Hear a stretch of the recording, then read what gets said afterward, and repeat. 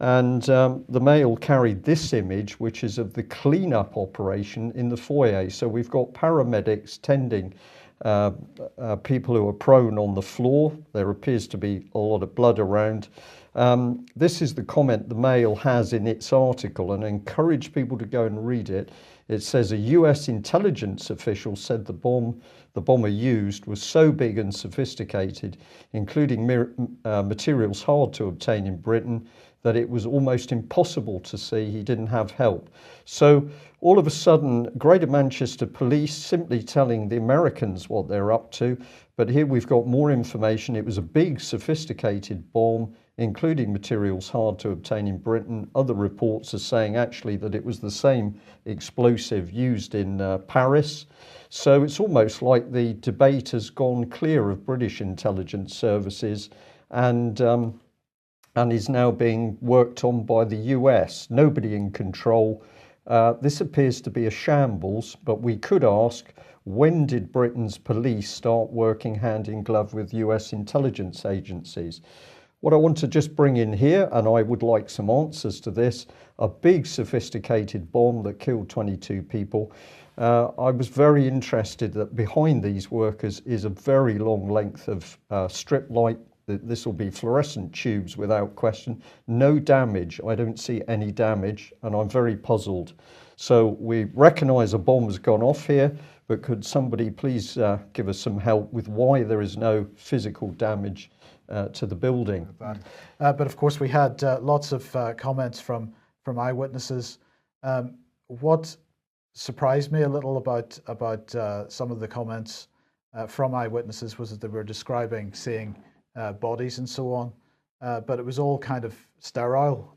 And really, you know, I'm not going to apologize for showing the next image, but I do strongly suggest that if you're sort of a weak disposition, sort of look away, because you know, this is the reality of what goes on in Syria whenever these types of events take place. And so I'm not going to leave that on screen for too long. But the point is, you know, if you listen to some of the eyewitness reports, it's horrific. The eyewitness reports from this event seem to describe something which is rather sanitized, and it doesn't quite add up. Yeah, that's all I want to say. In making the statements that we're making, we are simply pointing to things around this incident where we say we're puzzled as to what's being said, we're puzzled as to some of the actions, but we're certainly not detracting from the fact that it does seem at the moment that some form of dangerous incident took place and people have been killed or hurt. It's what is happening around this incident that we're interested in today.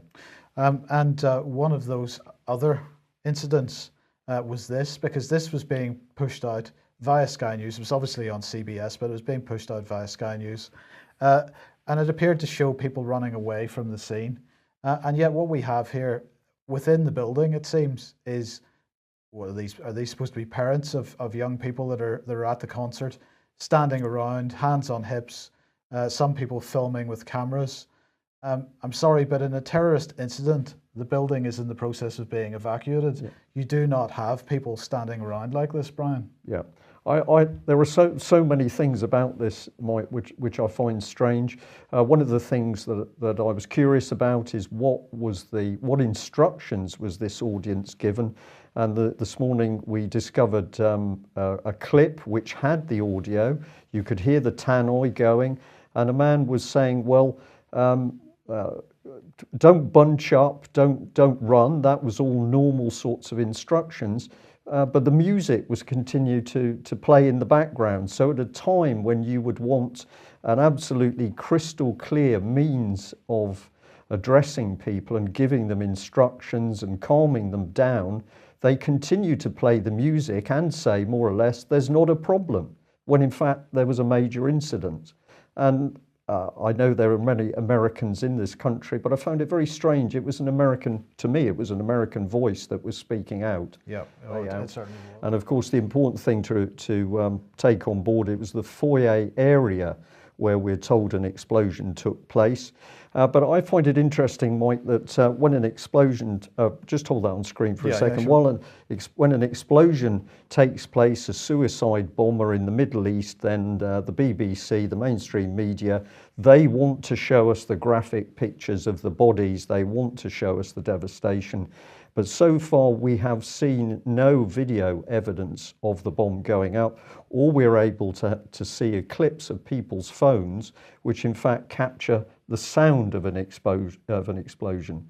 And I find this very interesting because, of course, the foyer of a major public venue, we can expect to be covered with CCTV from numerous angles. Big venue like this is going to be heavily covered by CCTV, and yet we have no actual footage of this bomb going off. And I find this very strange. We don't know exactly what happened, but personally I find this very strange that there's no video footage of the actual explosion, and there's certainly no video footage of the bodies and general carnage. Now, I'm not asking this question out of a sense of some macabre interest. I'm asking this question by the fact that when we have people in the Middle East who are blown up and seriously injured, then what is the duty of the BBC? It's to get in there and get the pictures of that carnage. But in Manchester, we've got a bomb, we've got 22 people killed. How many others were maimed, we don't know. Well, but the last count was 57. 57, thank you. But we have no video evidence. Very. Of course, if we look back at some of the major terrorist incidents in the West in the last lot of years, there seems to have been a coincidence of drills going on around the same time in around the same locations, sometimes in specifically the same locations and even in specifically the same day. So I wondered what the situation was in this case, well, let's have a look, because well, here we've got a Russia Today report from May the 10th in a shopping mall in Manchester, and this was indeed a drill. So maybe these things are happening all over the country at all kinds of times. Maybe this is just a coincidence.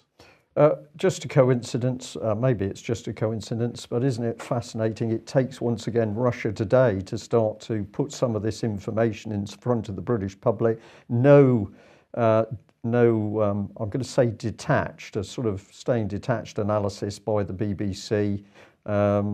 We haven't got any of this type of material being analysed in front of the public by any of the British mainstream channels. And what I found remarkable about this is there's something, I know there are some very good groups of people, very highly trained, who produce scenes of accidents and major incidents in order to train ambulance crews and first responders and all those people. And I know they're very skilled. I know they've produced very skilled casualties, but there is something very theatrical about these. It's almost like, you're watching some sort of Hollywood thriller, where this is the American police and the helicopters will be up look there. At these two statements against everything we've covered so far. This is going back to December 2010. Nicholas Bowles MP quoted in The Guardian, "The Prime Minister and his deputy Nick Clegg want their people power revolution to unleash chaotic effects across local communities. Chaotic, therefore, in our vocabulary is a good thing. And if that's not enough, let's bring in Mr. Kruger here. He says the Conservatives plan to introduce a period of, quote, creative destruction in the public services. These are immensely dangerous people, and they know absolutely what they're doing. This is effectively the seeds of bloody revolution in order to get their new agenda into place. And if you want to see the real meat of it, have a look at this document. Here's the Tory manifesto. In the conclusion, I just couldn't believe this. If we have the strong and stable leadership our national interest demands, leader, Theresa May and her team, not a government, the leader and her team. So this is Conservative coup, hashtag Conservative coup. This is right in front of our eyes.